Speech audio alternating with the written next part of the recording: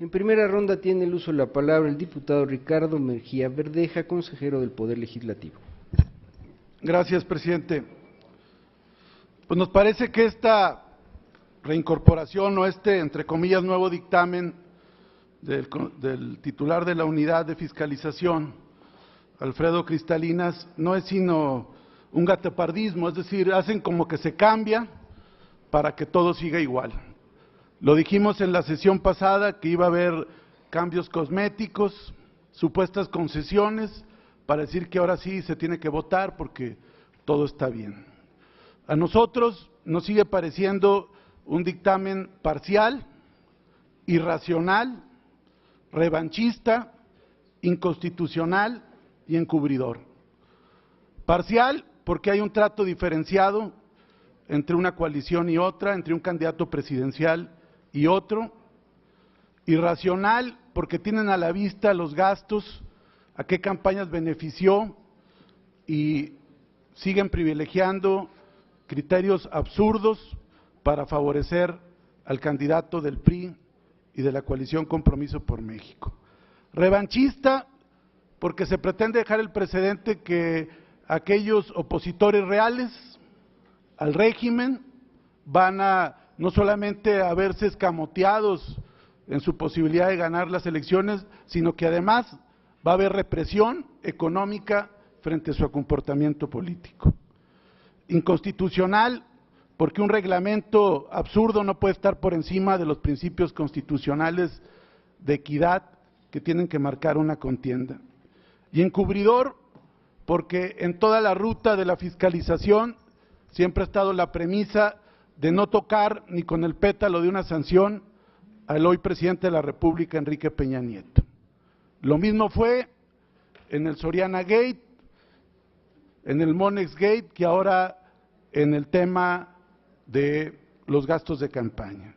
Y si este consejo hoy está incompleto, es precisamente como resultado de haber exonerado al PRI con la sanción de Monex por 75 millones de pesos.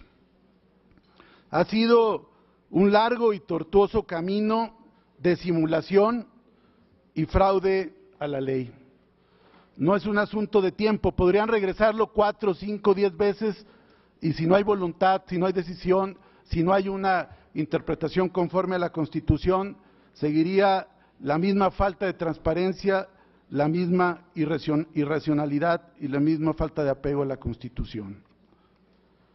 No aceptamos que en este mundo al revés, en este cinismo institucionalizado, el candidato presidencial y la coalición que más gastaron aparezcan por obra de magia en los dictámenes como los más austeros, o que se castigue a los alfiles mientras se deje intacto al rey, al Tlatoani y al señor presidente.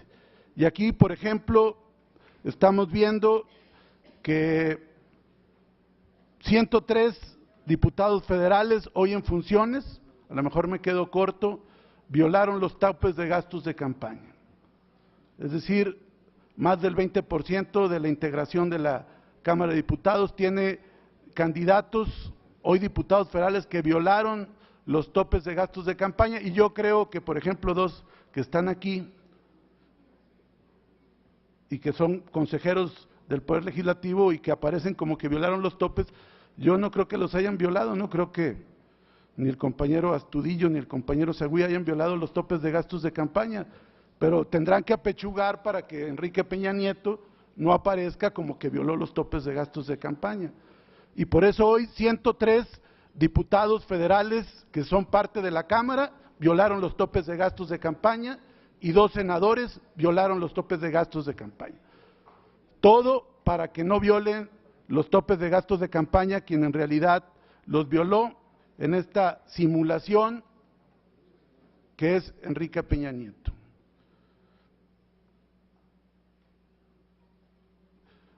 Yo quiero hacer un llamado respetuoso a los consejeros que he escuchado sus opiniones, no tienen por qué validar los dictámenes parciales de la unidad de fiscalización. En teoría es una unidad autónoma aunque en realidad reciba consignas de Peña Nieto y del PRI. Pero ustedes son servidores públicos del Estado mexicano y con todas estas inconsistencias no veo razón para que se siga premiando la trampa, las argucias contables, la falta de reportes de gastos millonarios y el fraude a la ley. Nos parece que el prorrateo ha degenerado en un puntos suspensivos rateo, porque se está utilizando como la coartada para que quien más gastó ahora resulte que gasta menos y quien menos gastó ahora resulte que gasta más. Este prorrateo simulado no toma en cuenta las campañas beneficiadas. Alguien puede decir que gastó el 0.1% y que eso es lo que quiere que le prorrateen a la campaña presidencial, pero si es evidente que la campaña beneficiada únicamente es la presidencial, la unidad de fiscalización, por más que diga el inciso B del reglamento, tenga que tomarlo en cuenta, porque el inciso B famoso dice, los partidos lo definirán, pero en concordancia con las campañas beneficiadas. Y si es evidente que la única campaña que se benefició de un evento fue la presidencial, no tienen por qué hacer caso del 1% que están reportando. Sin embargo, bueno, eso se usa como una manera para no entrarle al tema y se genera toda esta ficción contable de la cual algunos consejeros han hablado, pero que nos parece, insisto, que es una tomadura de pelo. Creo yo que no puede, insisto, premiarse a quien gastó más, pero simuló mejor. Y no puede castigarse a quien todo el país sabe, aún sus detractores, que es una gente austera. Ahorita se señalaban los gastos de los viajes, y bueno, yo creo que eso corresponde a una mínima porción, esa cantidad que leyó el consejero presidente, porque eran flotillas imperiales que estaban surcando el espacio con el hoy presidente de la República en campaña y ahora resulta que fueron gastos austeros. Es decir, no puede ser un IFE kafkiano que cambia la realidad. Queremos que utilicen su calidad de servidores públicos del Estado mexicano, en términos de la Constitución, para no dar con su voto el aval a esta simulación. Esa es nuestra opinión. No vamos a caer aquí en un debate estéril ahí de una factura descontextualizada.